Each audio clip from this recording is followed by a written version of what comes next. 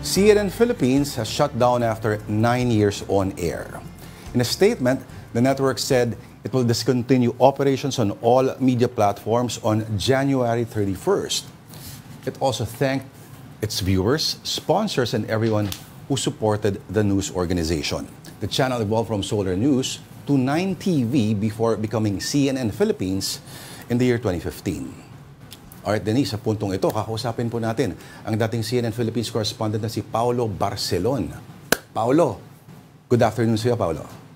Good afternoon, Denise and Lord. Hi, Thank you for Paulo. having me. It's great to be here. Alright. Si Paulo mukhang nakaset up na Oo. talagang professional ng mikropono at yung ganda ng ilawan talaga niya. Oo. Sige, Denise, may question ka ba muna kay Paulo? Paolo, just so that everybody knows, hanggang kailan ka sa CNN and how was it like when you were still there? Ano ba yung environment ng work environment doon? Great question. First and foremost, I stayed there from September 2018 up until after the presidential election. So June 2022 ako umalis. Can't believe ang bilis ng panahon, more than a year na since I left. But I think the core of the entire experience is there. Number one is mentorship. Mm-hmm. Like, alam natin sa mga newsroom, napakahirap humanap ng mga role model na, alam mo yun, talagang makakasama mo. And that is one of the things that CNN Philippines actually taught us. There were we had mentors inside the newsroom. People like sina Miss Pia Ontiveros, si Miss Pinky Webb, of course, Rico Hizon. A lot of the people there were really talking to us. They were engaged with us. Sobrang ang dami ng experiences na natututunan. And I think one of the biggest lessons from this entire experience is maraming mga katulad ko na geek sa media na nanonood din kay Sir Lord dati nung may mga ibang morning show pa siya dyan sa Channel 5, diba? So from there, from just a viewer, naging reporter, nabigyan ng avenue yung mga katulad namin na gustong pumasok sa industriya to really carry a good name for themselves and be proud of the work na ginagawa nila. And for sure, si Miss Jan knows this. Hi, shout out Miss Jan. Ang inyong EP na naging bumubulong din sa tenga ko dati when I was still with CNN. Oo. Okay. Paulo, pwede mo bang ikwento sa amin, ano ba yung, kunyari sa mga coverage, kung nakakausap ng ibang mga reporters, meron bang mga certain procedures na unique only to CNN Philippines na hindi alam kunyari ng mga reporters sa ibang channel sa Pilipinas? Meron bang code na sinusundan yung lahat ng reporters ng CNN worldwide, Philippines o saan man?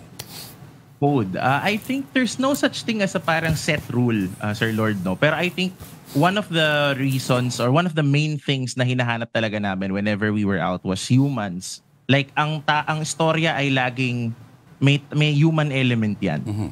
So, there's always, kung nakakapanood ka ng mga storya ng CNN International, yes, diba? There's always a human element, let's say, to the Israel-Hamas conflict or sa kung saan, pandemic, COVID-19 pandemic, there was a lot of human stories there.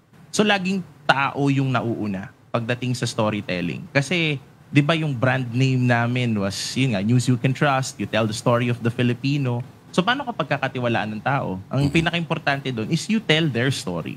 And yun yung isa sa mga core when I was there, that you always have to find the human face. You don't just report, let's say, bullet point facts or information that comes out of a press release. There's always a human element to it. Mm-hmm. Actually, ang ganda ng slogan at to tell the story of the Filipino, no? Okay. Pero alam natin na ang mga organizations, mga broadcast ay dependent lagi sa, alam mo na, di ba, yung financial aspect. Okay. Sa tingin mo ba, Paulo, nasa point tayo ngayon na, let's say, nagta-transition, kumbaga yung audience din. Halimbawa, bakit nahirapan yung CNN Plus, no, sa worldwide? Yung CNN Plus, makakuha ng mga subscribers, supposedly. Pwede mo bang kwentuhan kami tungkol doon, halimbawa? I think the model of CNN Philippines was one of those channels on free TV, free TV, hindi cable TV, hindi satellite TV or whatever. It was one of those channels na pagbukas mo lang ng TV mo, pag pinuntahan mo yung channel 9, there's a news channel that's rolling all along. And when you're carrying a brand ng CNN, and CNN was known for being a 24-hour news network, 'di ba? So it had the CNN effect na tinatawag nung Gulf War na kung saan the Iraqis, the Americans were all watching CNN. If you put it kasi into a local context, I think medyo doon nahirapan because compared to other channels na they had the mix of, let's say, entertainment programming or sports programming or depende sa kung anong klaseng programming yung meron yung mga ibang stasyon. The bread and butter talaga of CNN Philippines was news. And alam mo yun, maraming instances, and Miss Jan knows this, na we had to bump out yung mga commercials kasi may breaking. One instance, and wow. I remember was nung inaresto si Miss Maria Ressa during the Rappler fiasco nung panahon ni dating Pangulong Duterte. We were one of the first networks to go on air, and si Miss Jan yung nasa tenga ko noon. Binubulungan niya ako na, okay, standby kayo, papasok na.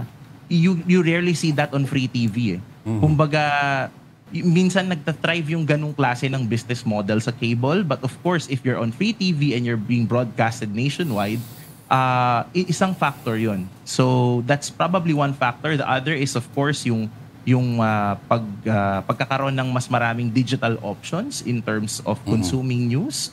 Ang dami na. Ngayon nga, may mga vertical reporting na din, whether it's on hard news, whether it's on features, there's a lot of vertical reporting that's going on. So I think the longevity of CNN Philippines really was an alternative.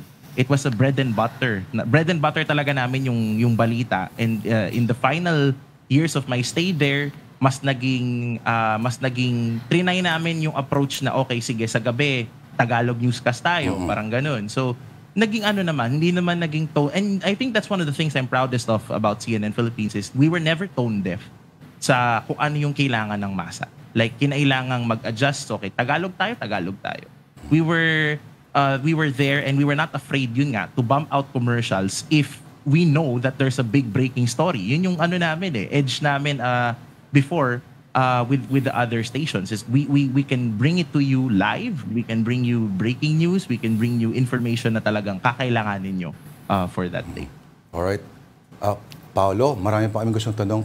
Pero talagang end of an era ito matatawag na ito. Maraming salamat sa iyo, former CNN Philippines correspondent Paolo Barcelon. Thank you, sir. Thank you, Sir Lord, Ms. Denise. Thank you for having me.